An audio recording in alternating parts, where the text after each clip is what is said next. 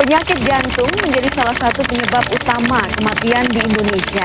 Ya, selain persentase jumlah penderitanya terus mengalami kenaikan, usia penderitanya pun semakin lama semakin muda. Assalamualaikum warahmatullahi wabarakatuh. Halo teman-teman, perkenalkan saya Bilqis Ramadhani Alalawiyah, mahasiswi dari Universitas Muhammadiyah Sukabumi, program studi S1 Keperawatan. Pada kesempatan kali ini saya akan membahas salah satu kondisi medis darurat yang sangat penting untuk dikenali dan dipahami oleh kita semua, yaitu infark miokard akut atau yang lebih dikenal dengan istilah serangan jantung. Infark miokard akut terjadi ketika aliran darah ke otot jantung tiba-tiba terhenti, biasanya karena sumbatan pada pembuluh darah koroner. Jika tidak segera ditangani, bagian jantung yang terdampak bisa rusak secara permanen, bahkan berakibat fatal. Gejala yang muncul bisa berupa nyeri dada yang menjalar, sesak nafas, keringat dingin, mual, dan rasa cemas yang hebat. Namun, tidak semua orang mengalami gejala khas. Pada lansia dan penderita diabetes, gejalanya bisa sangat ringan dan tidak terasa sama sekali. Sebagai calon tenaga kesehatan, penting bagi kita untuk memahami kondisi ini agar bisa memberikan pertolongan pertama yang tepat dan meningkatkan kesadaran masyarakat tentang pentingnya deteksi dini. Yuk kita simak videonya. Assalamualaikum warahmatullahi wabarakatuh. Waalaikumsalam warahmatullahi wabarakatuh. Sebelumnya, perkenalkan saya Bilqis, mahasiswa dari Universitas Muhammadiyah Sukabumi. Hari ini saya mewakili sebentar untuk menyampaikan sedikit edukasi atau penyuluhan mengenai salah satu penyakit yang cukup serius dan masih sering menjadi penyebab kematian mendadak, yaitu serangan jantung. Dalam istilah medis, serangan jantung ini disebut juga dengan infark miokard akut. Yang akan dilakukan kurang lebih selama 10 menit. Apakah Bapak Ibu bersedia? Bersedia. Jika bersedia, ini saya ada leaflet yang bisa Ibu dan Bapak baca di rumah. Sebelumnya, apakah Bapak dan Ibu tahu apa itu yang dimaksud dengan serangan jantung?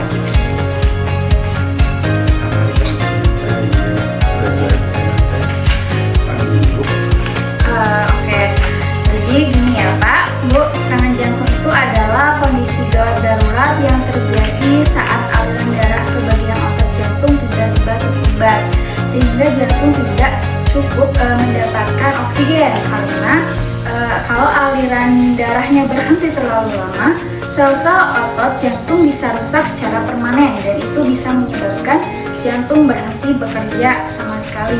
Nah, kalau itu terjadi bisa berakibat fatal, bahkan bisa menyebabkan kematian mendadak.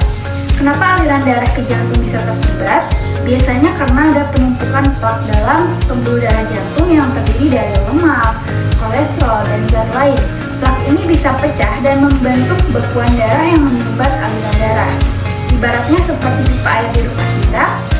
Kalau pipanya tersumbat kotoran, airnya nggak bisa ngalir kan? Sama seperti itu, kalau pembuluh darah jantung tersumbat, maka darah yang membawa oksigen tidak bisa sampai ke jantung. Nah, apa saja gejala serangan jantung yang perlu diwaspadai? Yang paling sering adalah nyeri dada. Rasanya seperti ditekan benda berat atau seperti sesak yang sangat tidak nyaman. Nyeri ini biasanya terjadi di bagian tengah dada, bisa menjalar ke lengan kiri, leher, rahang, atau bahkan ke punggung. Nah, gejala lain yang bisa menyertai adalah keringat dingin, mual, muntah, sesak napas, pusing, lemas, atau merasa seperti akan pingsan. Kadang-kadang orang hanya merasa seperti masuk angin berat tetapi tidak hilang-hilang. Yang perlu diperhatikan juga, gejala serangan jantung pada perempuan dan lansia itu bisa lebih ringan atau tidak khas. Misalnya hanya merasa cepat capek, tidak enak badan, atau mual saja. Maka dari itu, kalau ada gejala-gejala tersebut dan tidak bisa dirasakan sebelumnya, sebaiknya periksa ke fasilitas kesehatan. Siapa saja sih yang beresiko terkena serangan jantung itu? Yang pertama yaitu riwayat tekanan darah tinggi atau hipertensi.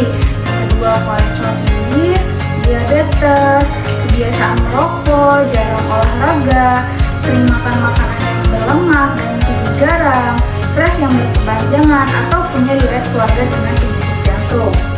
Kalau Bapak atau Ibu punya salah satu lebih dari faktor risiko tersebut, maka kita harus lebih waspada. Lalu bagaimana sih cara kita mencegahnya? Pencegahan serangan jantung itu bisa dilakukan dengan mengubah gaya hidup menjadi lebih sehat. Beberapa hal penting yang bisa Bapak dan Ibu lakukan antara lain, yang pertama yaitu menjaga pola makan sehat, seperti mengurangi konsumsi gorengan, makanan tinggi lemak dan garam, serta memperbanyak sayur, buah, dan juga air putih.